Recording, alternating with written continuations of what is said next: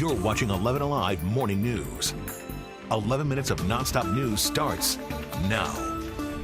And your 11 minutes of nonstop news starts with the check of your weather. Chesley, when you've got a good thing, let's keep it going, right? Absolutely right about that. Yeah, so we shall. Today we got temperatures starting off in the 40s and 30s out there. It is cool in some spots like Carrollton at 44. Got some 30s up here to the far north, 45 in Dalton, 46 right now in Covington, 54 degrees in Atlanta at the current hour. It's going to heat up nicely this afternoon. No worries at all. Mostly sunny skies, 72 degrees will be our temperature by noon, going up to 79 for afternoon high. More changes coming. We'll talk about that in the full forecast coming up. Guys, back to you. Today, Governor Kemp is signing sweeping legislation that will affect students at all Georgia public schools. And there are a lot of layers to this. So all morning long, we've been breaking down the details of the bills. It would limit how teachers can talk about race in K through 12 classrooms, make it easier to restrict transgender athletes, and speed up the process of banning books in school. Molly Oak is joining us live. So Molly, you found a few districts are already working towards banning books already. Yeah, many already have policies in place, but this law will change how those policies work. We want to break it right down. So let's check out Coweta County. There's a policy in place which says anyone who lives in the county can file a complaint. And it then goes to the media committee made up of parents and teachers for review. Now, in the past year, the American Library Association says it tracked nearly 1,600 book challenges or removals nationwide. That's the most since it started tracking more than 20 years ago.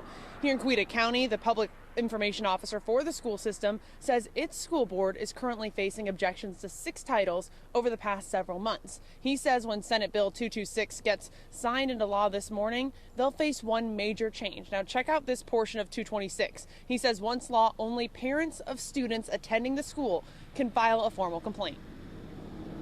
We've seen folks, again, fairly so, being part of the political process, coming to board meetings and objecting to books. We've had about 5 or 6 books because they're all online. People can look at them online in our media centers. We've had people object to those books. And while that's fine, it has to be noted, these people are not our parents. Now, once signed into law, he says the schools will work with the Board of Education to then find out the next guidance. Guys. All right, Molly, thank you. Talk about a huge comeback. Today, we're expecting to hear from leaders at Morris Brown College for the first time since the school regained its accreditation. They say they're expecting enrollment to really pick up now. This news is attracting students like Shernithia Brooks. She was on a college tour at Morris Brown Wednesday. As you know, school is an investment, so if you're going to spend the money to go to school, you want to make sure that those credits are going to be able to, stand so you can get your degree and start your career. The whole reset and the resurrection of this school, I just wanted to be a part of history.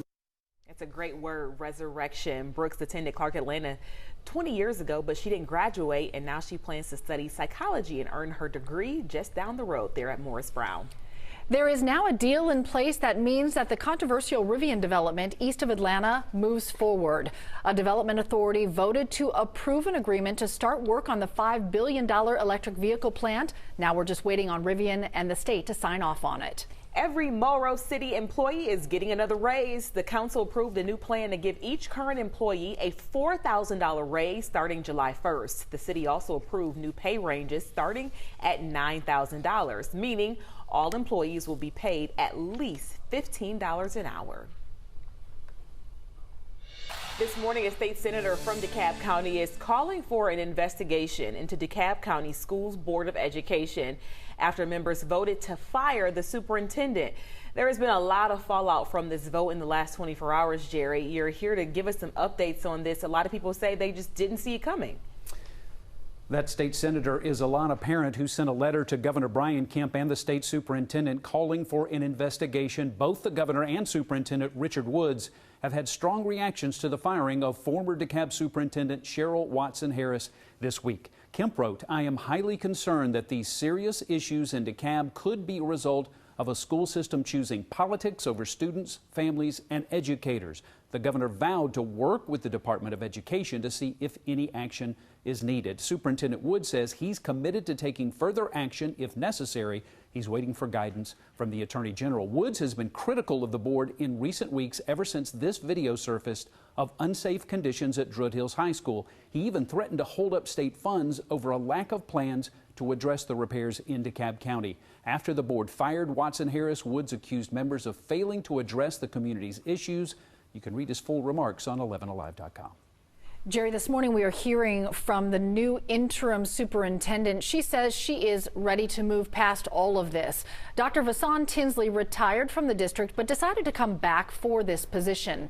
She told 11 Alive she is confident she can address the issues facing DeKalb, and she's looking forward to getting to work. Change is always difficult. But what I would like to think is that we're at a nice time in the year. This is the end of the school year. So what we need to do is make sure that we get to the finish line with the students that we have for this school year, and then begin building for the upcoming school year as well. Again, remember, this is an interim placement for me. And Dr. Tinsley says she is willing to work as long as she's needed. All right, got to think of the students and put them first. Your time right now, 6:56. Let's take a look at some stories you need to know before you head out the door. UN Secretary General Antonio Guterres plans to meet with Ukrainian President Volodymyr Zelensky today. This meeting comes as Russian forces continue to circle in on a steel plant in Mariupol. The plant is considered the latest holdout from the Russian advance into the Ukrainian city. A new economic report card is coming out in a few hours. It's expected to show little or no growth for the first 3 months of the year. It's looking at the nation's gross domestic product. It's in contrast to the final months of 2021, which saw some of the fastest growth in decades. And make sure you tune in later this evening to 11 Alive News. We're going to reveal the results of our exclusive 11 Alive USA Today poll tonight at 6. The results will show how you feel before Governor Kemp and David Perdue face off about the issues that impact you. And it is day one of the NFL draft, and we'll be watching to see which teams draft several Georgia players. Georgia defensive lineman Trayvon Walker has been the bet here to get the #1 overall pick, and the Falcons have the 8th pick, so we'll be watching. It's all happening in Vegas starting at 8 p.m. Chesley? All right, thanks a lot, Cheryl. We got plans for this afternoon. Maybe eat your lunch outside. It's going to be a nice one. 72 degrees under mostly sunny skies.